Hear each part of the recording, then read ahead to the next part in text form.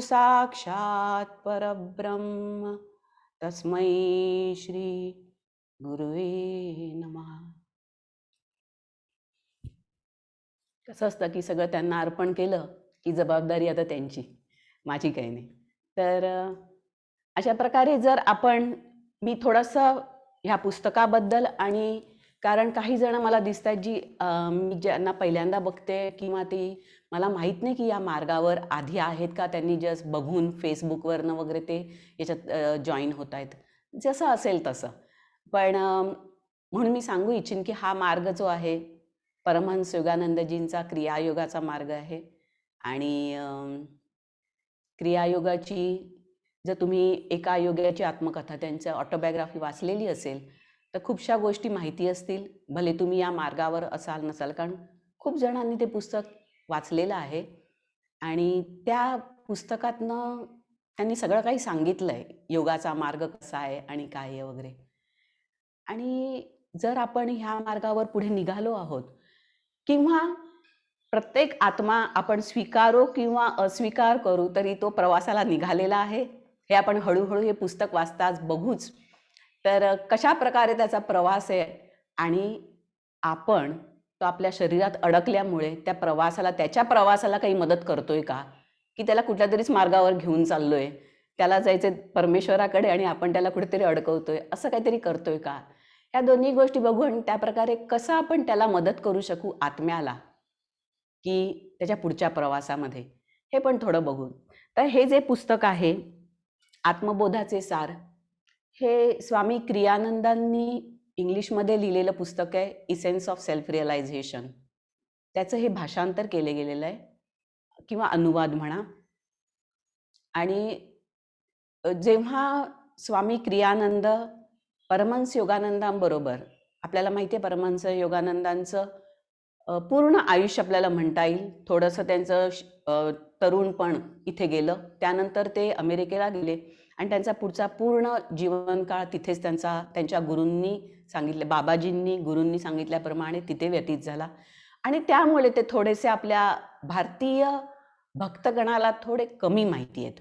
आता हळूहळू त्यांचं परत त्यांच्याबद्दल माहिती कळायला लागली आहे.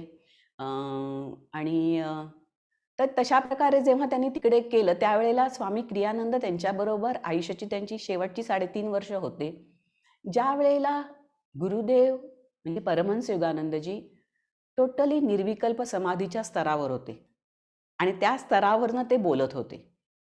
आणि ते बोलत असताना त्यांना जे कोणी भेटायला यायचे, खरं तर त्यांनी त्यावेळेला ते एकांतात होते, फारशा लोकांना भेटायचे नाही, त्यामुळे त्यांचं बहुतेक जे बोलणं ह्या लिहिलेलं आहे ते शिष्यांबरोबर म्हणजे ब्रह्मचारी किंवा त्यांच्याबरोबरच्या ब्रह्मचारिणी ज्या होत्या त्या किंवा जवळचे अगदी त्यांचे निकट शिष्य होते त्यांच्याबरोबर बोलताना झालेले हे सगळे संवाद आहेत किंवा व्हिजिटर्स बरोबर सुद्धा आधी झालेले जे गरजेचे आहेत ते त्यांनी इथे घातले. आणि मग अशा प्रकारे ह्या पुस्तकामध्ये म्हणून असे संवाद आहेत जे परमहंस योगानंदजींचे शिष्यांबरोबर किंवा व्हिजिटर्स भेटायला आलेल्या लोकांबरोबर झालेत. आणि त्यामध्ये वेगवेगळ्या प्रकारचे प्रश्न आहेत आणि त्या प्रश्नांना स्वामी क्रियानंदांनी अशा प्रकारे संकलन काय केलं, त्याचं एडिटिंग अँड कंपायलिंग आपण म्हणतो ते तशा प्रकारे केलं की त्यांनी प्रत्येक पाठामध्ये अतिशय सुंदर प्रकारे तर हा अख्खा जीवन प्रवास, आत्म्याचा प्रवास त्यांनी छान असा त्यांनी तो सेट केला. आणि त्यानंतर आणि जेव्हा हे आपण वाचत जाऊ आणि पुढे पुढे हळूहळू आपल्याला कळत जाईल, आपल्याला कळेल की कशा प्रकारे आत्म्याची उन्नती होत जाते आणि आपण त्याला कशा प्रकारे मदत करू शकतो. त्यानंतर ह्या मार्गावर असं नाही, एकूण आत्म्याच्या ह्या प्रवासामध्ये त्याला गुरुची गरज का असते आणि मग ती गुरुची गरज कशा प्रकारे मदतीची ठरते. कारण आपलं एक छान आहे की आपण सगळे भारतीय एका गोष्टीवर नक्की विश्वास ठेवतो की गुरुची गरज असते. मला आहे की नाही माहीत नाही, पण गुरुची गरज असते एवढं त्यांना माहिती असतं. मला सध्या आहे की नाही मला माहीत नाही, ठीक आहे, दॅट इज ऑल्सो गुड की एवढं तरी आपल्याला माहिती असतं की हो गुरुची गरज असते असं म्हणतात. आणि त्या प्रकारे त्या गोष्टीला ते ऐकून घेण्यासाठी किंवा जाणून घेण्यासाठी उत्सुकही असतात. मग तेवढी उन्नती झालेले आत्मेच मला वाटतं भारतामध्ये जन्मत असतील तर हे आपली जमेची बाजू पकडूया, जे थोडंसं अध्यात्माकडे बघायला तयार आहेत, त्यांच्यासाठीची गोष्ट आहे ही. आणि बाकीचे निघतीलच. आज ना उद्या शेवटी शेवट आपला तोच आहे. भले या जन्मात स्वीकारा किंवा आणखी कितीतरी जन्म घ्यायला तयार राहा. असं असं एकूण हे सगळा प्रवास आहे आपला.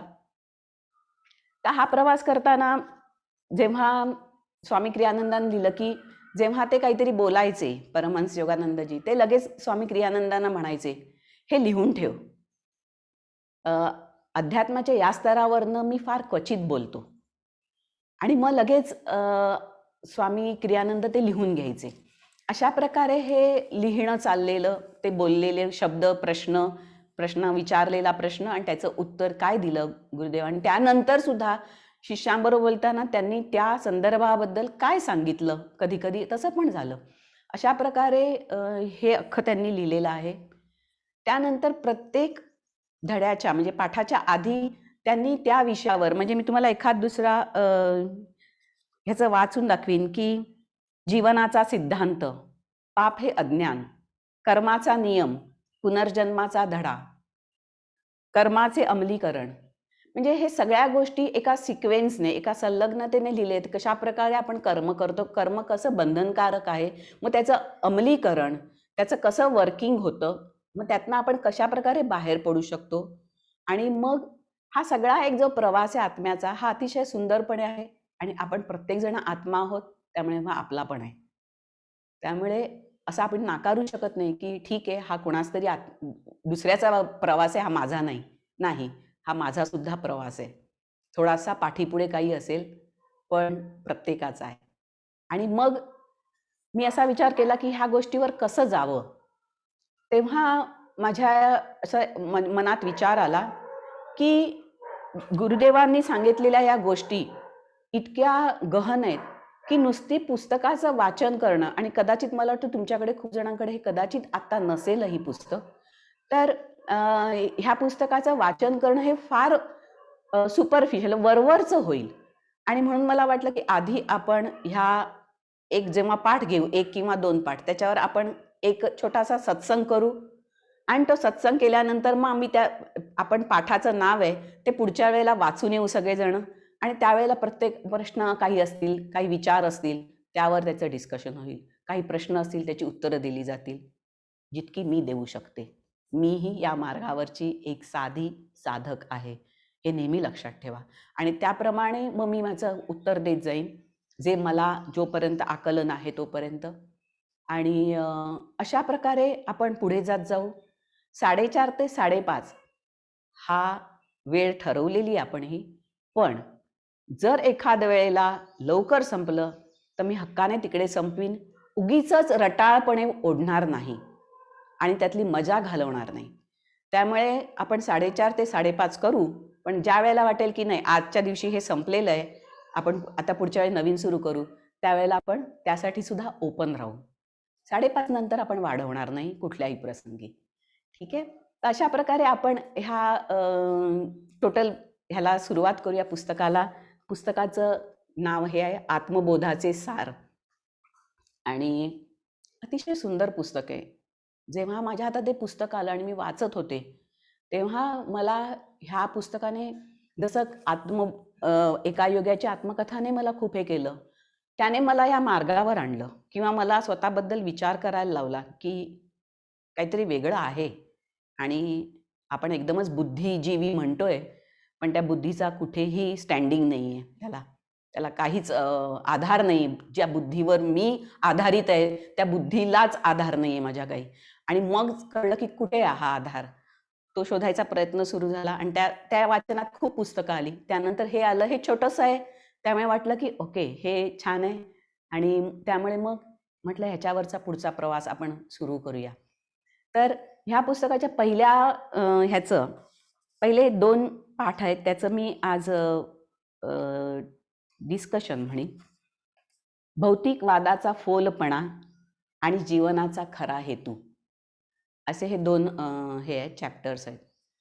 तर भौतिकवादाचा फोलपणा म्हणजे आपल्या आजूबाजूला जे घडतंय ते अगदी ठोस आहे असं आपण समजून असतो आणि त्याप्रमाणे वागतो, की बहुतेक आपल्यातले असतात ते खूप त्यांनी आयुष्यामध्ये कर्तबगारीने जगलेले असतात. त्यामुळे त्यांचा आत्मविश्वास वाढलेला असतो. Yes, that is good, very good. आणि गरज आहे एका हिमतीने जगण्याची आणि त्यामुळे तो एक तयार होतो आत्मविश्वास. पण त्या आत्मविश्वासाला थोडीशी अहंकाराची झलक येते, की मी केलं असं. कळलं ना? आणि मग ठीक आहे, तेही ठीक आहे जोपर्यंत तुमच्यापर्यंत आहे, पण ते हळूहळू आजूबाजूला पसरायला लागतं. भले स्वतःच्या घरात असेल किंवा आपल्या जवळच्या लोकांमध्ये असेल. आणि मग आपल्यातले जे थोडेसे काटे तयार झालेले असतात ते त्यांना टोचायला लागतात आणि मग ते आपल्याकडे परत यायला लागतात. आणि मग आपल्याला कळतं, की माझ्यात काहीतरी होतंय वाटतं. पहिल्यांदा आपण मान्य करत नाही. पहिल्यांदा आपण म्हणतो, हे सगळे चुकीचे आहेत. आजूबाजूला माझ्या जे आहे ते काहीतरी चुकीचं आहे. मी बरोबर आहे. पण नंतर हळूहळू आपलं विचारधारा बदलत जाते. पण हा भौतिकवादाचा फोलपणा ह्याच्यासाठी जर आपण इतक्या आत्मविश्वासाने सगळं करतोय, आत्मविश्वासाने उभे राहतो, कधी-कधी आपण म्हणतो, की माझ्या 2 पायावर मी पूर्णपणे यशस्वीपणे उभी आहे. पण खरं बघितलं तर ज्याच्यावर उभी आहोत, ती जमीन किती वेगाने सरकतीये माहिती आहे?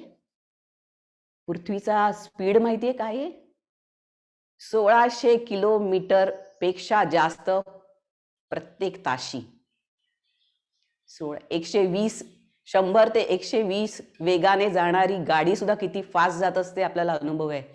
आणि हे 1600 किलोमीटर ताशी ह्या वेगाने पृथ्वी फिरते. त्याच्यावर आपण उभे आहोत आणि आपण म्हणतो मी स्थिर उभी आहे. जी वस्तू स्थिर नाहीये ज्याच्यावर तुम्ही उभे आहात, ते तुम्ही कसे स्थिर असाल? कसे आपण स्थिर असू? कसे आपण इतके ह्याच्याने सांगू शकू? आणि म्हणजे किती बेसिक पासनं किती गोष्टी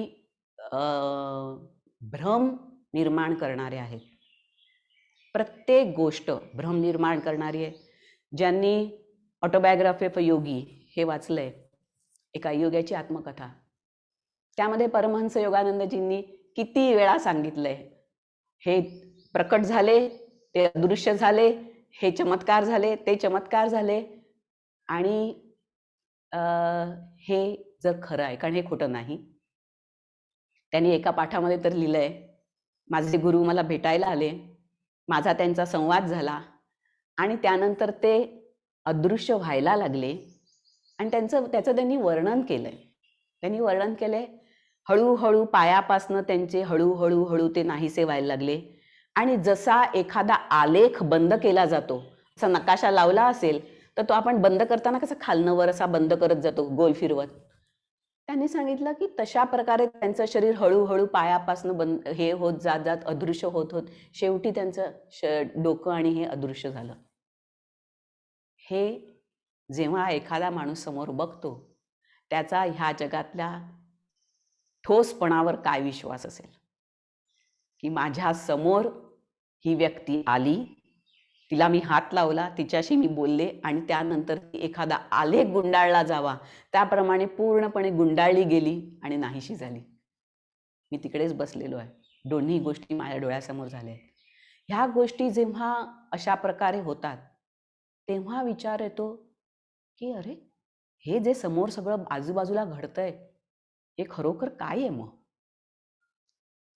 आणि मग एखादा विचार करतो. खरं तर काय माहिती आहे, भौतिकवादाचा फोलपणा काय? कारण ते एवढं स्ट्रॉंग आहे आणि आपण त्यामध्ये इतके गच्च अडकलेलो आहोत, की सकाळ झाली की आपण धावायला सुरुवात करतो आणि त्या धावत असताना मी आणि माझं ह्याच्यामध्येच अडकून धावत असतो आणि ते धावत असताना परत येतो. घरी आल्यावर नंतर आपण कुठे काय विचार करू शकतो? एवढे थकलेलो असतो, बाकीचे एवढे प्रॉब्लेम्स असतात, त्रास हे ते असतं, की आपण झोपतो, पुन्हा उठून तेच. आणि नंतर मग एखादी म्हण तयार होते. काय म्हणतात ते? Work hard Monday to Friday, work hard and Saturday Sunday party harder. म्हणजे काय, की पार्टी हार्डर फ्रायडे सॅटरडे, जो खरा वेळ मिळालाय. आणि खरं तर गुरुदेवांनी अमेरिकेत 1920s मध्ये 1920च्या ह्याच्यामध्ये सांगितलं, की आठवडा 5 दिवसांचा असावा. शनिवार रविवार सुट्टी असावी. त्यातला एक दिवस रविवार तुमच्या कुटुंबासाठी असावा आणि शनिवार तुमच्या परमेश्वरासाठी असावा, हे त्यांनी सांगितलं. आणि खरं सांगू, अजूनही आपल्याकडे नाही त्याचं हे झालंय. आपल्याकडे अजूनही शनिवारपर्यंत माणसं काम करतात आणि एक रविवार मिळतो आणि त्यामध्ये त्याला सगळं काही बघायला लागतं, बाकीच्या गोष्टी. अशा प्रकारे आपण अडकलो. पण जर त्यांनी बघितलं की त्यावेळेला त्यांनी हे सांगितलं 1924ला वर त्यांनी हे सांगितलं. 1926 1926ला फोर्ड कंपनी जी आहे मोटरची, त्यांनी ते इम्प्लिमेंट केलं 5 days वीक 1926 मध्ये. आणि 5 दिवसाचा त्यांनी हे केला आठवडा, 2 दिवस सुट्टी, 1 दिवस त्यांच्या ख्रिश्चन याच्याप्रमाणे सबाथ डे आणि 1 दिवस पूर्णपणे तुमच्या फॅमिलीसाठी. किती व्यवस्थित आहे, जिथे आपल्याला काहीतरी स्कोप आहे, काहीतरी आपल्याला शक्यता आहे की मी काहीतरी दुसरं जाणू शकते, काहीतरी समजू शकते की मी काय आहे, किंवा आजूबाजूला माझ्या बाजूबाजूला जे घडतंय त्याचा आणि माझा जीवनाचा काही संबंध आहे का, आणि हे का माझ्या आयुष्यात, माझ्याच आयुष्यात ह्या घटना घडतायत ज्या माझ्या जवळच्या माझ्या भावंडांच्या आयुष्यात पण घडत नाहीयेत. एखादी घटना अशी व्हेरी स्ट्रॉंगली इतक्या ह्याच्याने आपल्या आयुष्यात घडत असते आणि आपल्या आजूबाजूच्या लोकांना त्याचं काहीही झळ लागलेली नसते. आणि मग त्यावेळेला कधीतरी विचार करायला वेळ तर मिळायला पाहिजे, आणि हा वेळ मिळत नाही. हाच फोलपणा आहे की आपल्याला वेळ मिळत नाही आणि आपण तो काढत नाही. कधी कधी आपल्याकडच्या जबाबदाऱ्या संपत जातात, पण आपण काहीतरी निमित्त घेऊन दुसरी जबाबदारी घेतो आणि त्या जबाबदारीला ग्लोरिफाय करतो, त्याचा सुंदर आणखी हे करतो की मी हे आता करणार आहे. पण स्वतःमध्ये जाण्यासाठी एक मोठा झटका लागायची गरज असते कदाचित. आणि नाही तर मग देवाची कृपा पाहिजे, गुरुकृपा पाहिजे की ज्यामुळे तुम्ही ह्या गोष्टीकडे वळू शकता. हा प्रवास आत्म्याचा प्रवास आहे.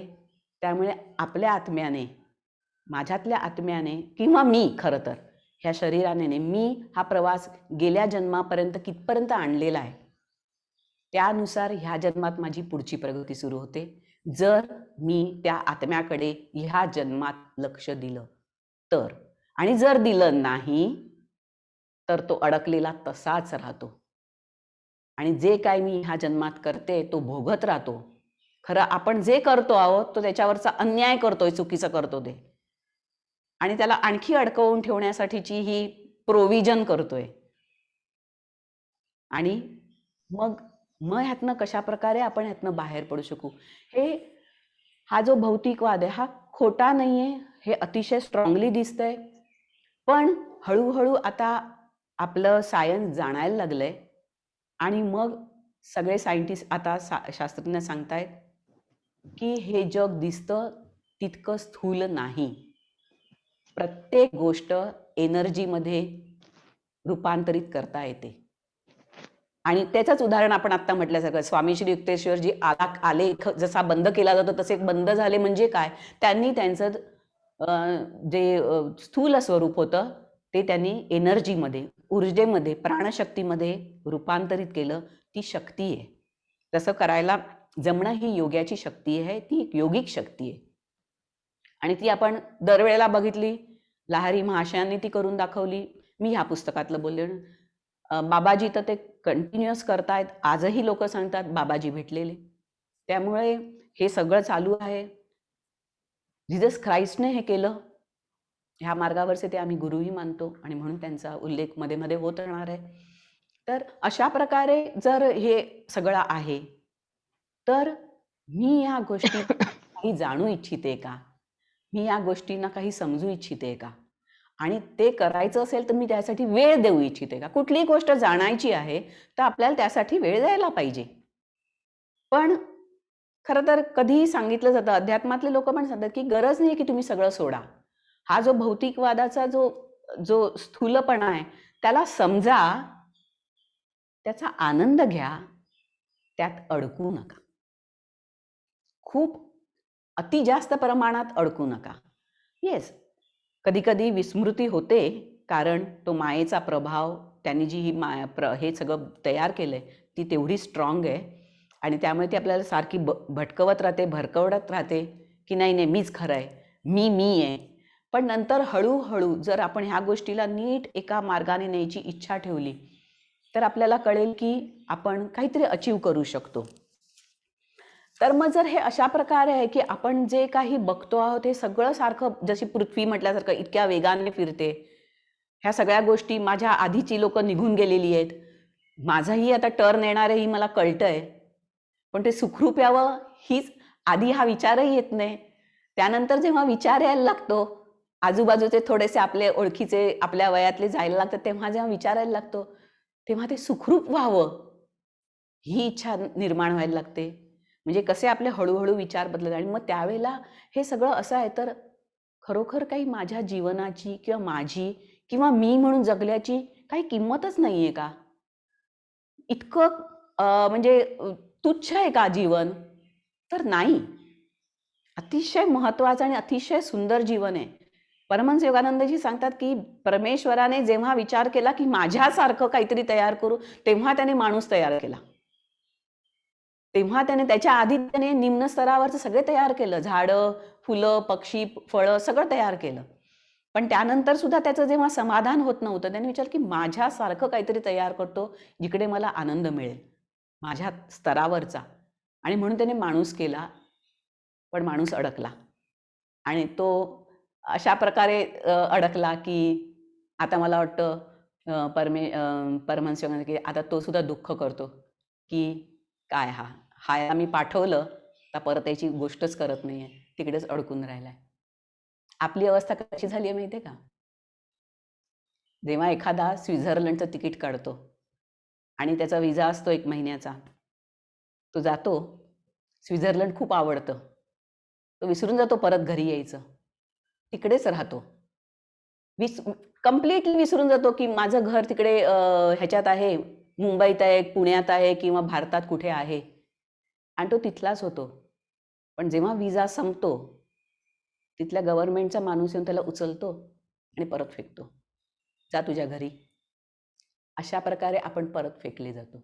जर आपण मानाने सगळं बघून, मी इकडे फक्त बघायला आलोय आणि मजा घ्यायला आलोय, माझं घर तिकडे आहे, तिकडे मला परत जायचंय, ही भावना ठेवून जेव्हा माणूस वागेल, तेव्हा तो इथे अडकणार नाही. त्याला त्या घराची आठवण राहील. पण ह्यामध्ये एक गुपित पण आहे. आपली पूर्ण चूक नाही, कारण ते घर आपण बघितलं नाहीये. आणि तिकडे माणूस अडकतो. तो म्हणतो, हे सगळं तुम्ही बोलताय ठीक आहे, कोणी बघितलंय? आणि मग तो जे दिसतं त्याच्यावर विश्वास ठेवतो. आणि हे इतकं ठोस दिसतंय समोर, त्यामुळे ह्याच्यावर विश्वास बसतो आणि तो ह्याच्यात राहतो. म्हणतो, की हो, हेच खरं आहे. हे खरं आहे. पण मग खरं तर काय आहे मग हे? खरं तर हे अशा प्रकारे आहे, की एक मोठा प्रवास आहे आत्म्याचा परमात्म्यापर्यंतचा आणि त्यातली ही एक फेज आहे. हा कालावधी आहे. 60, 70, 80, 90 वर्षाचा. बाकी काही नाही. ते झाल्यानंतर आपण परत जाणार आहोत. आणि इतकं इझी आहे ते, इतकं सरळ आहे. फक्त हे सहन करायची, जाणून घ्यायची आणि आत्मसात करायची आणि त्या गोष्टीसाठी, त्या गोष्टीला जास्त एनर्जी देऊन त्याच्यापर्यंत कायम पोचण्याची हिंमत ठेवायची. कारण नाहीतर हा प्रवास आपण लांबवतोय आणि हा जोपर्यंत आपण लांबवू, आपल्याला आनंद नाही. आनंद केवळ त्याच्यामध्ये, परमेश्वरामध्ये असण्यात आहे. तर मग हे जे सगळं दिसतंय, हे जे दिसायला सुंदर दिसतंय, हे त्याने का असं केलंय? हे त्याने केवळ त्याला आनंद मिळावा म्हणून केलेलं आहे. एखाद्याला सुंदर केलं, एखाद्याला कुरूप केलंय, हे आपली नजर आहे. खरं त्याला ह्याचा काहीही फरक पडत नाही. He is enjoying everything. मध्येच मी एकदा अशी चालायला गेलेले आणि माझ्यासमोर एक पक्षी उडाला. पक्षी उडाला आणि त्याच्या पंखांच्या खालच्या बाजूला एक वेगळाच रंग होता. वरच्या बाजूला वेगळा रंग होता आणि त्याची चोचही छान होती. तर तो उडाल्यावर मी बघितलं, वाव! पहिला शब्द माझ्याकडनं वाव असा आला. मग दुसरा विचार आला, पण त्या पक्ष्याला माहिती आहे का तो इतका सुंदर आहे? तो उत्तर होतं नाही. मग हे सौंदर्य त्याने कोणासाठी केलं? ही एवढी मजा त्याने का केलीये? स्वतःला खुश करण्यामध्ये. तो खुश आहे असे रंग देताना आणि तो एन्जॉय करतोय. त्यामुळे मी मध्ये आणून जे दुःख सहन करतो, त्रास सहन करतो, त्यामध्ये आपण त्याला अडकवतो. खरं तर पक्ष्यासारखं, म्हणजे त्याने जो रंग दिलाय तो घेऊन उडला. त्या पक्षाला बघणारे किती होते? माझ्या नजरेसमोर आला, किती वेळा तो उडला असेल मी बघितलाही नाही, पण त्या दिवशी माझ्या नजरेसमोर आला, त्याचं सौंदर्य मला कळलं. पण तो बनवण्याची इच्छा काय होती? की मी हे असे सगळे सुंदर रंग देतो आणि मजा अनुभवतो. कोणामध्ये? स्वतःमध्ये. अशाच प्रकारे त्याने प्रत्येक गोष्ट, फुलं, हे ते, सूर्योदय, सूर्यास्त, त्याचे वेगवेगळे त्यावेळेला क्षणाक्षणाला बदलणारे आकाशातले रंग, कोण निरखून बघतं सांगा? कोण निरखून बघतं आणि त्याचा आनंद घेतं? फक्त तोच, जो करणार आहे तो. मग आपण काही करू शकतो का? ह्या सगळ्या गोष्टी का बोलतोय आपण? की आपली नजर फक्त स्वतःवर, ह्या भौतिक गोष्टींवर अडकली आहे. त्याच्या पलीकडे काही आपण बघून किंवा जाणू इच्छितोय का? आणि ते जाणू इच्छिल्यावर आपल्याला कळेल की काहीतरी आहे, जे काहीतरी वेगळं करतंय. कोण आहे ते? आणि कोण हे सगळं आनंद घेतंय? की कोण हे आणि का करतंय? काहीतरी कारणाशिवाय करत असेल का कोणी? असंच ब्रश घेऊन हे करतंय? नाही. मग ते काय आहे? हे जाणण्यासाठी आधी इथली स्थिती जाणली पाहिजे की ही स्थिर नाही. ही स्थिर नाही. परमहंस योगानंदजी त्यांच्या भाषणामध्ये थोडंसं कठोर व्हायचे आणि ते म्हणायचे की तुम्हाला माहिती आहे का, उद्या तुम्हाला कुठला डिसीज होऊ शकतो, कशाने तुमचा मृत्यू होऊ शकतो, याची तुम्हाला कल्पना? आत्ताच्या आपल्या स्तरामध्ये विचार करा की पूर्णपणे अख्खं जगाला त्यांनी 2 वर्ष बंद करून ठेवलेलं आहे कुठल्या तरी एका भीतीने. आणि ती भीती खोटी पण नाहीये, खरी आहे. आपण बघतोय माणसं हे होत आहेत. अशा प्रकारे जर काहीतरी आहे, मग ते काय आहे? आणि जर ते कोणाला तरी मारतंय, असं जर ते असेल, तर ते वाईट आहे का? ती शक्ती वाईट आहे का? मग ती अशी का काम करते? मग ती एखाद्यावर अशी का काम करते? आणि मग त्याला आपणच कारण असतो का, की त्याच्याच मनाची मर्जी आहे? ह्या सगळ्यांची उत्तरं आहेत ना, ही अध्यात्म देतो. आणि म्हणून अध्यात्म हा जीवनाच्या शेवटी शिकायचा विषयच नाहीये. तो जीवनाच्या सुरुवातीला आणि जीवन चालू असताना त्याच्याबरोबर करायचा विषय आहे. आणि म्हणून हे पुस्तक वाचन करताना आपल्याला कळत जाईल की कशा प्रकारे आपल्या जीवनाचा अर्थ आपल्या जीवनाला आपण मोठा अर्थ कसा देऊ शकतो. आपणच कारण आहोत आपल्या जीवनाला अर्थ देणं. किंवा परमहंस योगानंद म्हणतात, कितीतरी आयुष्य त्याने त्याच्या डस्टबिनमध्ये फेकून दिलेली आहेत. त्याच्यातलंच आपण एक होणार का? आणि त्याच्या दृष्टीने कोणतीही राजकीय किंवा कोणतीही सौंदर्याची स्पर्धा किंवा कोणतीही पैशाची स्पर्धा त्याच्या दृष्टीने काहीही नाही. मग त्याच्या दृष्टीने काय आहे? त्याला जाणणं, मग मी कोण आहे हे जाणणं आणि त्याच्याकडे परत जाण्याची इच्छा ठेवणं, हे केवळ त्याच्यासाठी महत्त्वाचं आहे. कारण त्याच्यामध्ये आनंद आहे. बाकी सगळे आनंद जे आहेत हे तकलादू आहेत. आज आनंद मिळतोय, उद्या नाही मिळत आहे. आज आनंदी असलेला माणूस गॅरंटी देऊ शकत नाही की मी उद्या आनंदी राहीन. कारण त्याने बघितलंय हे सगळं कधीही काही ढासळतंय. आणि आत्ताच्या परिस्थितीमध्ये तर अगदी व्हेरी स्ट्रॉंगली प्रत्येकाला माहिती आहे कधीही काही ढासळू शकतंय. आणि त्यामुळे प्रत्येकजण काळजी घेऊ नये. मग काळजी कसली घेतोय आपण? माझी जगण्याची? माझी न मरण्याची? कसली काळजी घेतोय आपण? काळजी घेताना पण काय आपण विचार करतोय? मग जर काळजी घेतोय, तर आणखी थोडी काळजी घेऊया की का मी करतेय? आणि हे सगळं जर बदलतंय सारखं, तर ह्याला मी काहीतरी कंट्रोल करू शकतो का? की माझ्या हातात काहीच नाही, माझं अस्तित्वाचं काही महत्त्वच नाही, तर आपण पूर्णपणे याला कंट्रोल करू शकतो. अध्यात्म हेच सांगतो. अध्यात्म हेच सांगतो की आपण आपल्या पूर्ण गोष्टींना कंट्रोल करू शकतो. आणि जेव्हा आपण अशा प्रकारे त्या एका शक्तीशी, जी एक शक्ती आहे, ज्या शक्तीशी आपण जोडले जायचा प्रयत्न करायला लागतो, आपल्याला हळूहळू सगळे स्रोत शक्तीचे यायला लागतात, वेगवेगळ्या प्रकारचे. अतिशय सुंदर प्रकाराने आपण हे बघू शकतो. आणि मग जीवन माझ्या ताब्यात नाहीये का? पूर्णपणे आहे, पण त्याला आधी जाणून घ्या, जीवन काय आहे. जीवन म्हणजे ही 60 वर्ष नाहीत फक्त. तर त्या 60 वर्षामध्ये आपण काय करतो आहोत, आउटवर्डली नाही, इनवर्डली. अंतरात्म्यामध्ये आपण काय करतो आहोत, दररोज सकाळ संध्याकाळ आपण जाणतोय का की हे जे काय माझ्या आयुष्यात घडतंय त्यासाठी मी किती प्रयत्नपूर्वक प्रयत्न करतोय, किंवा होतंय म्हणून होतंय. सकाळ झालीये, संध्याकाळ होतीये, 24 तास जात आहेत आणि मी माझ्या मनाचं समाधान करते, आज मी हे केलं. मी माझ्या उन्नतीसाठी, आत्म्याच्या उन्नतीसाठी काहीतरी हातभार लावला आहे का? आणि मग तो कसा लावायचा असतो, हे सगळं या मार्गावर हळू कळत जाईल. आणि जर मग हा पहिले 2 पाठ आहेत जे आपण वाचणार आहोत, त्यामध्ये त्यामध्ये हे सांगतात की ह्या सगळ्या गोष्टींचं मेन कारण आहे अज्ञान. आणि अज्ञान आहे की मी कोण आहे, आणि अज्ञान की माझं काहीतरी दुसरीकडे आहे. जसं आपण आता हे स्वित्झर्लंडचं उदाहरण घेतलं तेव्हा बघितलं की हे माहिती असणं की माझं काहीतरी आहे आणि ते बघणं.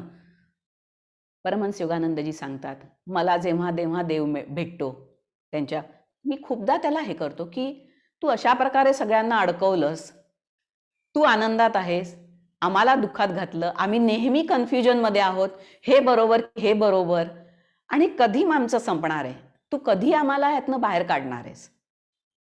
पण मग त्याचं म्हणणं आहे की तू मला येऊन कधी विचारत नाही. किती जण जाऊन आपण विचारतो त्याला दररोजच्या आपल्या कामामध्ये, किती वेळा आपण विचारतो त्याला की हे मी बरोबर करतोय का चूक करतोय, तू मला काहीतरी गायडन्स दे, माझं मार्गदर्शन कर. किंवा आपण कोणत्या एखाद्या विचारामध्ये पूर्णपणे डीप जाऊन विचार करतो की नाही ह्याचं मेन कारण काय आहे, आणि त्याच्या वेळेला जो प्रामाणिक विचार येतो त्याला स्वीकारतो. कारण देवाने बोलण्यासाठी आपल्याला आपलं जीवन अतिशय प्रामाणिक करायला पाहिजे, तर तो लगेच बोलायला लागतो. कारण त्याला फक्त प्रामाणिकताच जळले, लॉयल्टी टू हुम, आउटसाइडर कोणाशी नाही, स्वतःशी. कारण तो बोलतो, पण तो बोलल्यावर आपण खरं ना ऐकत नाही, आपण त्याचा आवाज दाबतो आणि नाही नाही नाही असं नाहीये, हे असं बरोबर आहे. आणि मग एकदा तसं म्हटलं की तो लगेच गप्प होतो. ती त्याची क्वालिटी आहे, आर्ग्युमेंट न करणं. गुरुदेवाने सांगितलेलं की परमहंस योगानंदजींनी सांगितलं की तो का बोलत नाही याचं कारण आहे. कारण नाहीतर लोक त्याचा वाटेल ते प्रश्न विचारून त्याला वेडा करून टाकतील, आणि म्हणून त्याने त्याला तोंड बंद ठेवलेलं आहे. तो त्यांच्याकडेच बोलतो जे त्याच्याकडे प्रामाणिकपणे जातात आणि प्रामाणिकपणे प्रश्न विचारतात, त्यांच्याशी तो बोलतो. जे आर्ग्युमेंट्स करणार नाहीत, नाही नाही तू हे चुकीचं केलं, तू असं केलं असतं तर मग मी असं केलं असतं, अशा प्रकारे जे त्याला माहिती असतं की हे आर्ग्यू करणार, आणि म्हणून ते सांगतात की त्याने न बोलण्याचं वचन घेतलेलं आहे. पण त्याची जे वचन आहे तुम्ही तोडू शकता तुमच्या कंटिन्युअस त्याच्यावरच्या विश्वासाने. आणि एकदा का तो बोलायला लागला की तो बोलायला लागतो, आणि त्याचं बोलणं फार वेगळं असतं, ज्याला आपण इंट्युशन, अंतर्ज्ञान म्हणतो. आणि त्यानंतर गुरुदेव सांगतात की नंतर तो खरोखर बोलायला लागतो. या गोष्टी आपण हळूहळू जेव्हा जेव्हा आपण पुढे पुढे जात जाऊ, आणि मग अशा प्रकारे हे सगळं जर आहे, तर आपल्या दैनंदिन जीवनामध्ये सकाळचा संध्याकाळचा थोडासा वेळ काय आपण ह्या गोष्टीसाठी देऊ शकत नाही, जी एवढी महत्वाची आहे, जी आपल्या पूर्ण अस्तित्वाचं कारण आहे. त्या गोष्टीसाठी कुठलीही अपेक्षा न ठेवता काय आपण सकाळचा थोडा वेळ किंवा संध्याकाळचा थोडा वेळ देऊ शकतो, रविवारचा थोडा वेळ देऊ शकतो, की अजूनही काहीतरी करण्यामध्येच मी मी माझा अहंकार अडकवणार आहे आणि म्हणणार आहे येस, हे माझं कर्म आहे. खरं आपलं पहिलं कर्म एकच आहे, त्याला जाणणं आणि ते जाणत असताना दुसरं करणं. आणि प्रत्येक गोष्टीला एक वेगळं असं जेव्हा आपण शाळेत जातो त्यावेळेला आपण बाकीच्या गोष्टी दुय्यम असतात. त्यावेळेला फोकस असतो आपल्याला शाळा शिकणं आणि पहिला नंबर येणं. बरोबर आहे? पण आता जेव्हा आपण एकदा ठरवतो अध्यात्माच्या मार्गावर जायचं की काहीतरी जाणायचं, त्यावेळेला त्याचा आपला मुख्य फोकस हे तिकडे असला पाहिजे आणि बाकी सगळ्या गोष्टी व्हायला पाहिजेत आपल्या आजूबाजूला. पण तो एक दृष्टिकोन ठेवा. प्रत्येकाच्या वयामधले एक वेगवेगळे हे असतात फेजिस, त्याप्रमाणे त्यांनी तशी तशी उडी घ्यावी पुढे आणि मग आपल्याला हळूहळू बरोबर मार्गदर्शन यायला लागतं आणि आपण खरोखर हा अख्खा मार्ग जो दूरचा नाही, जो खरा पहिला मार्ग आहे आपला या जीवनातला, त्याला आपण काय म्हणतो न्याय देऊ शकू. न्याय मला नाही, माझ्यातल्या आत्म्याला जो कितीतरी जन्म अडकलाय आणि जो सुटायचा प्रयत्न करतोय आणि केवळ माझ्या अज्ञानामुळे तो सुटू शकत नाहीये. त्याला आणखी एक जन्म लावणं हे खरं तर पाप करणं आहे. आपण पाप करणार आहोत जर आपण हा प्रयत्न केला नाही तर. आणि म्हणून ह्या गोष्टीला ताबडतोब सुरुवात करायला पाहिजे.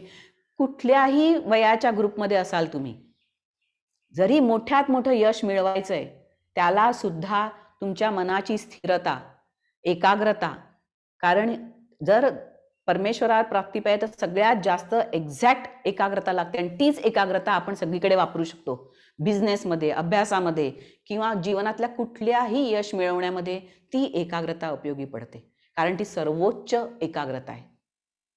आणि त्या एकाग्रतेच्या स्तरावरनं आपण निम्नस्तरीय लोअर लेवलच्या सगळ्या एकाग्रता साध्य करू शकतो. संपलं होतं ना? तर अशा प्रकारे जर आपण हे जाणलं आणि ह्या प्रकारे करायला लागलो तर जीवनाचा मार्ग अतिशय आनंदी, अध्यात्माचा मार्ग अतिशय आनंदाचा आहे. कारण त्यामध्ये आपण फक्त मिळवत असतो, काही गमवत नाही. शांती मिळते, शरीर स्वास्थ्य मिळतं, हे मी एक्सटर्नल बोलतेय. शरीर स्वास्थ्य मिळतं. तुमच्याकडे जी काही सुबत्ता आहे त्यामध्ये तुम्हाला जगण्याची ताकद देते ती. तुमचा हव्यास संपतो आणि मग जीवनाकडे बघायचा वेगळा दृष्टिकोन येतो आणि त्या दृष्टिकोनातनं सगळी यश येतात. लौकिक, अलौकिक दोन्ही प्रकारची यश येतात. आणि अशा प्रकारे करायचंय तर त्यासाठी परमहंस योगानंदजी सांगायचे, अध्यात्माच्या मार्गावर जाण्यासाठी करेज लागतं, धैर्य लागतं. ते अधैर्य घाबरट माणसाचं काम नाही. अख्खं जग एका बाजूला जातंय आणि तुम्ही वेगळी दिशा घेऊन चाललेला आहात आणि ते बरोबर ह्याच्यावर तुमचा ठाम विश्वास आहे, जे लोकांना दिसत नाहीये आणि तुम्हालाही दिसत नाहीये सुरुवातीला. परमहंस योगानंद सांगितलं की जर तुम्ही ते अमेरिकेला होते ते सांगायचं, जर तुम्ही लॉस एंजलिसवरनं न्यूयॉर्कला निघालात, तुम्ही गाडीतनं निघाल्यावर तुम्हाला पहिलं कितीतरी किलोमीटर मैल पर्यंत कुठेही बोर्ड दिसणार की नाही की तुम्ही न्यूयॉर्ककडे चालला आहात. पण जेव्हा तुम्ही न्यूयॉर्कच्या थोडं जाल तेव्हा तुम्हाला मध्ये कुठेतरी न्यूयॉर्क असं काहीतरी दिसेल. तुम्हाला कळेल येस, मी बरोबर आहे रस्त्यावर, माझा मार्ग बरोबर आहे. आणखी पुढे गेल्यावर तुम्हाला जास्त न्यूयॉर्कचे बोर्ड दिसतील. आणखी पुढे गेल्यावर तुम्हाला न्यूयॉर्कच्या बिल्डिंग दिसायला लागतील आणि थोड्या वेळाने तुम्ही न्यूयॉर्कमध्ये असाल. हेच आपल्या अध्यात्माच्या मार्गावर होतं. विश्वास ठेवून पुढे जाणं आणि ही स्टेप घ्यायला न घाबरता आपण हळूहळू पुढे जाऊया. जाणून घेऊया की हे काय आहे, अध्यात्माचा मार्ग काय आहे आणि तो आनंददायी आहे. सगळे संत महात्मा जे त्याच्यामध्ये अडकले आहेत ते परमनंटली त्यांच्या जीवनाच्या शेवटपर्यंत आनंदात आहेत. याचा अर्थ काहीतरी आहे त्याच्यात गोम. ती काय आहे ती शोधून काढायची जबाबदारी आपली आहे आणि ते आपण करता येईल.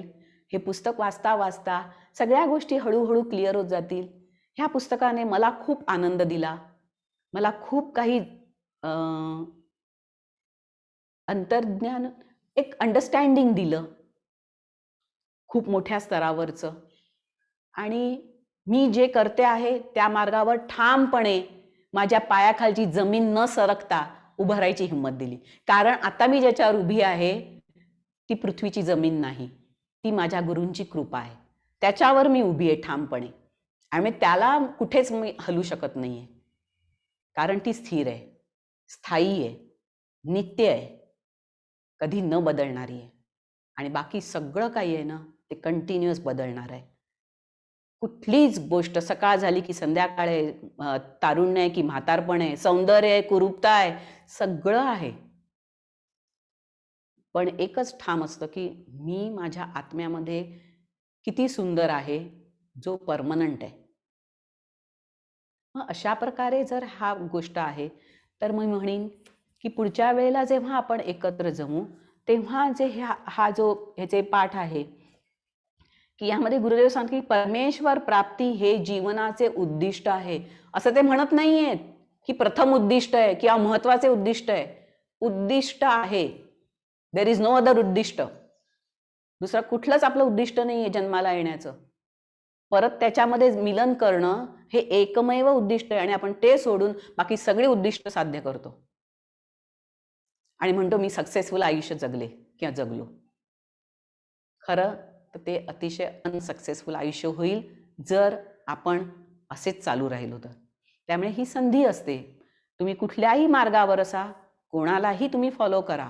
गरज नाही की तुम्ही ह्याला किंवा त्याला करा किंवा ह्या मार्गावर या. हा कुठल्याही प्रकारे कोणालाही खेचण्यासाठीची हे नाहीये. ही जस्ट एक देण्याची आनंद जो आम्ही अनुभवतोय तो दुसऱ्याला देण्याची केवळ इच्छा आहे मनातली. आणि म्हणून हा प्रयत्न आहे की कशा प्रकारे आपण आहोत, कुठेही जा पण त्या आनंदाशी जोडणारा मार्ग, जिथे तुम्हाला आनंद मिळणार असेल त्या प्रकारचा, त्या स्तरावरचा. आणि कारण काय, एकदा प्रवास सुरू झाला ना की कळतं की मी न्यूयॉर्कपर्यंत पोचले नाहीये, मी जाणारा रस्ता आहे तो अर्ध्यावरच थांबतोय. मला जर न्यूयॉर्कला पोचायचं तर मला दुसरा रस्ता घ्यायला पाहिजे. आणि मग आपोआप तुम्ही, कारण तुमचा प्रवास सुरू झालेला असतो आणि तुम्हाला डेस्टिनेशन माहिती असतं, तुम्हाला माहिती असतं मला कुठे पोचायचंय. आणि मग जर तुम्ही पोचत नसाल तर तुम्ही मार्ग बदलता आणि दुसरीकडे जाता. मग त्यावेळी तुम्ही असा विचार होत नाही, नाही नाही मी ह्याच मार्गावर इथे संपणार नाही. तेव्हा आपण मार्ग बदलतो आणि जातो की नाही पुढे. तशाच प्रकारे ज्या मार्गावर असाल पुढे जा, जितकं जाता येईल पुढे जा. आणि पुढे गेल्यानंतर जर वाटलं की हा मार्ग थांबतोय, याच्या पुढे मला दिसत नाहीये, तर त्या मार्गाला बदला आणि मग अशा मार्गावर जा तो तुम्हाला शेवटपर्यंत, जिकडे तुम्हाला ते सांगतील की मी तुला गुरूंचं, मी तुला देवाचं, परमेश्वराचं दर्शन देऊ शकतो किंवा शकते. त्या मार्गाला पकडा आणि त्या ग्रंथाला पकडा. जसं भगवान कृष्ण भगवद्गीतेत सांगतात की हो, मी तुला, कृष्णाला शेवटी अर्जुनाला सांगतात की सगळं सोडून दे, आता मी तुला एवढं मोठं पुराण सांगितलं 700 श्लोकांचं, सगळं सोडून दे, मला शरणी आहे, मी तुला सगळं देतो. तर अशा प्रकारे जर आपण विचार केला तर ह्याच्यामध्ये आपण हळू पुढे जाऊया आणि ह्या जीवनाचा हा जो वरवर दिसणारा सुपरफिशियल, दांभिक जे त्याचं रूप आहे, त्याच्या खाली दडलेला जो मी आहे त्याला जाणण्याचा प्रयत्न करूया आणि त्याला प्रोत्साहन देऊया वर येण्याचं, की आपोआप बाकीच्या गोष्टी बाजूला सेकंडरी होतील आणि त्यात तुम्हाला काही फरक पडणार नाही. तुमच्याकडे 4 पैसे जास्त आहेत का कमी आहेत, का तुमची गाडी मर्सिडीज आहे का वॅगनार आहे, काही फरक पडणार नाही तुम्हाला. कारण तुम्ही तुमच्यामध्ये आनंदी असणार आणि तुमच्या गरज असलेली गाडी तुम्ही वापरत असणार. आणि मग तुमची गरज मर्सिडीज असेल तर येस, वापरा मर्सिडीज. पण दुसऱ्यांना बघून माझ्याकडे ह्यातनं जो एक त्रास सुरू होतो नंतर, त्यामध्ये अडकू नका. कळलं ना? तर अशा प्रकारे जर आपण पुढे जाण्याचा प्रयत्न केला हळूहळू, तर हा सगळा भौतिकवाद जो आहे तो आपल्याला कळेल की किती फोल आहे. मी सुद्धा माझ्या गोष्टीमध्ये, एखादं छोटं मूल असतं हो, ज्याच्याकडे केवढं छोटंसं खेळणं असतं, त्याच्याकडे मोठ्या श्रीमंत माणसाकडे असलेली हे नसते, खेळणी नसतात, पण तो त्यामध्ये केवढा आनंदी असू शकतो. हीच गोष्ट, कारण खरा आनंद त्यात नाही आहे, खरा आनंद मनात आहे.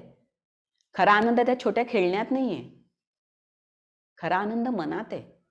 That feeling is felt within our self. त्या वस्तूमध्ये नाही येते.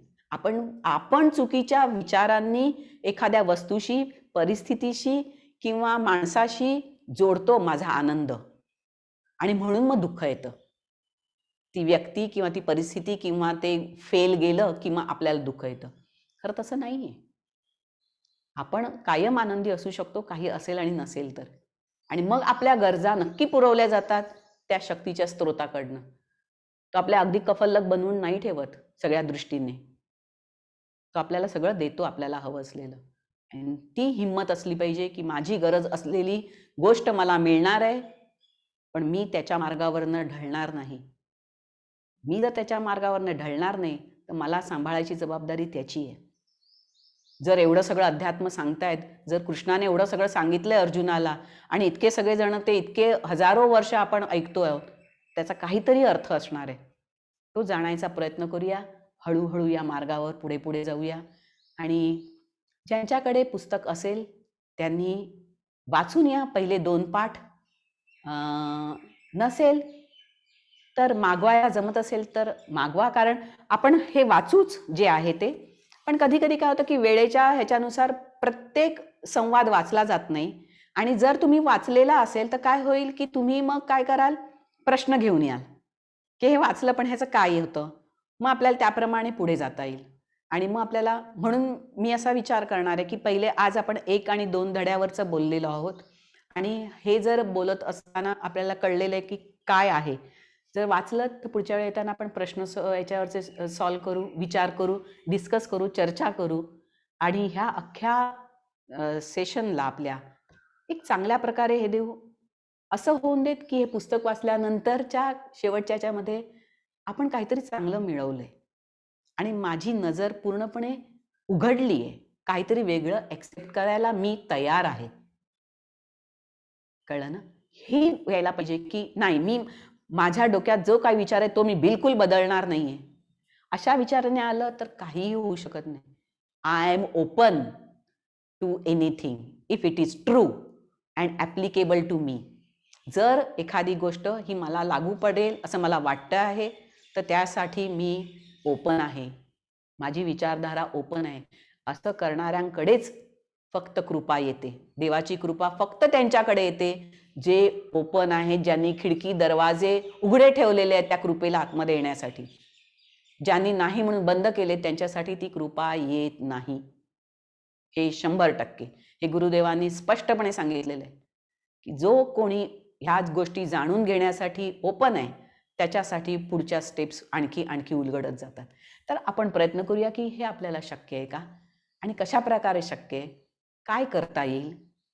आणि दररोज मी म्हणेन की पुढच्या आठवड्यात परत भेटेपर्यंत कधीही दिवसभरात 5 मिनिटं डोळे बंद करून बसा आणि विचार करा, मी कोण आहे. आपल्याला हळूहळू कळेल की हे सगळी प्रॉपर्टी किंवा हे ते मी नाही आहे. आठवड्याच्या शेवटी काहीतरी उत्तर मिळेल आणि मग आपण प्रवास पुढे हळूहळू चालू ठेवूया. हा एक अतिशय सुंदर प्रवास आहे. ह्या प्रवासावर निघालेला माणूस कधीच दुःखी होऊ शकत नाही. दिवसेंदिवस त्याचं सुख आणि आनंद वाढत राहतो, कारण हा परमेश्वराचा मार्ग आहे आणि परमेश्वराचा मार्ग आनंदाचा आहे, कारण परमेश्वर म्हणजे आनंद आहे. दुसरं त्याची व्याख्या नाही आहे. आदिशंकराचार्यांनी परमेश्वराची व्याख्या एका शब्दात केली, सच्चिदानंद. बस, दुसरं काही नाही.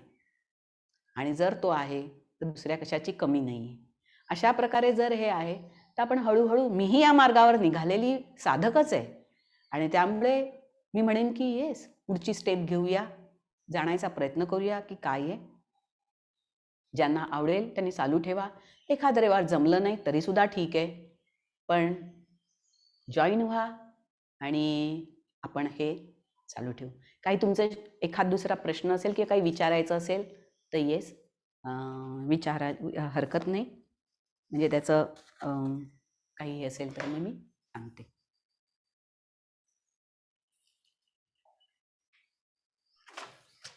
हॅलो.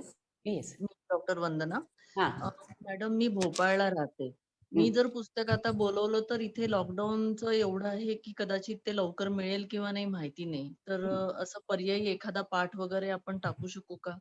किंवा ई-बुक अवेलेबल आहे का ते? ई-बुक अवेलेबल नाहीये. पण तुम्ही जे म्हणता आहेत ते मी आता आमचा ग्रुप आहे त्याच्यावर मी डिस्कस करते. ती आता ऐकतात पण आहेत दोघीजणी. माझ्या मैत्रिणी ज्या आहेत त्या ऐकतायत हे सगळं. तर मग आपण विचार करूया की याच्यावर बरोबर आहे तुम्ही म्हणता ते की लॉकडाऊनमुळे पुस्तक मिळायला कदाचित पाठीपुढे येईल. जे या कोर्सला आधीपासून जोडलेलं त्यांच्याकडे खूप जणांकडे हे असे असण्याची शक्यता आहे. आणि बघूया कशा प्रकारे करता येतं. तुम्ही सगळेजण रजिस्टर आहात त्यामुळे तुम्हाला लगेच आता तुमचं नावही वंदना ना? ठीक आहे आपण ह्या गोष्टीला बघू आणि कोणाकोणाकडे पुस्तक नसेल आणि ज्यांना हवं असेल ते करूया. येस लेट अस सी काहीतरी याच्यावर हे करू आपण. मी आणि ऑर्डर देतेच आहे. फक्त ते वेळेवर मिळेल की नाही याची बरोबर आहे. थोडी शक्यता आहे. बाकी बरोबर. काहीच नाही. बरोबर आहे. बरोबर आहे तुम्ही म्हणता ते. कुरिअरने पाठवल्यावर काही होतंय का? जस्ट बघूया काय आहे. मी बोलून घेते हां आणि त्याप्रमाणे आणि नाही हॅलो हो, बोला ना. नमस्कार. नमस्कार रागेश्री. हा आणि नाहीतरी त्या 2 पाठ आम्हाला असा WhatsAppमध्ये पाठवा काहीतरी असं काहीतरी करू. काहीतरी करता येईल. तेच मी हो, म्हटलं हो. तेच ना, की आता आपलं झाल्यानंतर ना मी बोलते. त्या पण आता ऐकतातच आहेत दोघी. त्यांनी तोपर्यंत विचार सुद्धा केला असेल काहीतरी आणि त्याच्यावर काहीतरी तोडगा निघेलच. नक्कीच काहीतरी आपण ओके, उपाय ओके. शोधू. Thank you very much. हां? खूप चांगला सेशन होता. मजा आली. आनंद वाटला. येस. अध्यात्माचा मार्ग आनंदाचा आहे. तिकडे दुसरं काही मिळणार नाही. कळलं ना? दुसरं काही मिळणार नाही. हळू-हळू आपल्या सगळ्या बाकीच्या गरजा आपोआप कमी होत जातील आणि मजा येत राहील. आणि मला सगळ्यात मजा याची वाटतेय की इथे मी ज्यांच्याबरोबर जोडले गेले ते मला वेगवेगळ्या रूपामध्ये बघितलेली लोक आहेत. ज्यांनी मला बालपणापासून बघितलेली लोक आहेत आणि ज्यांनी मला आता अगदी बघितले सगळं बघितलेलं आहे. म्हणजे माझं जीवन त्या लोकांसमोर असं उघडं आहे. त्यांना माहिती आहे की कशा प्रकारे गुरुची कृपा एखाद्याला बदलू शकते जर तुम्ही त्यासाठी प्रामाणिकपणे ओपन असाल. तर कशा प्रकारे गुरुची कृपा बदलू शकते ह्याचं मी एक ज्वलंत उदाहरण आहे असं म्हणता येईल. त्यामुळे प्रत्येकाने ही स्टेप घ्यावी अशी माझी मनापासूनची इच्छा असते नेहमी आणि त्यामुळे करत राहा. प्रत्येकाला वेगवेगळ्या प्रकाराने तो मदत करेल आणि आपण पुढे सरकत राहू. ठीक आहे. पुढच्या वेळेला आपण परत भेटू आणि टाईमचं रिस्ट्रिक्शन मी कधी सांगितलं मी रटाळ करणार नाही की वाढवत नेणं आणि काहीतरी बोलतीये मला जमत नाही पटकन. त्यामुळे असं बोलू मग नका. अर्थ नसलेलं काहीतरी बोलणं होतं आणि मग मीनिंग नसलेलं होतं. So I don't want to go into that. तर येस पुढच्या रविवारी आपण पुन्हा भेटू. तोपर्यंत काय उपाय आहे तो तुम्हाला व्हॉट्सअपच्या ग्रुपवर ह्या कोण अश्विनी आहेत अमृता आहे त्या दोघी जणी सांगतील काय करायचं ते. ठीक आहे. Thank you. Thank you. जय गुरु. जय गुरु. जय गुरु.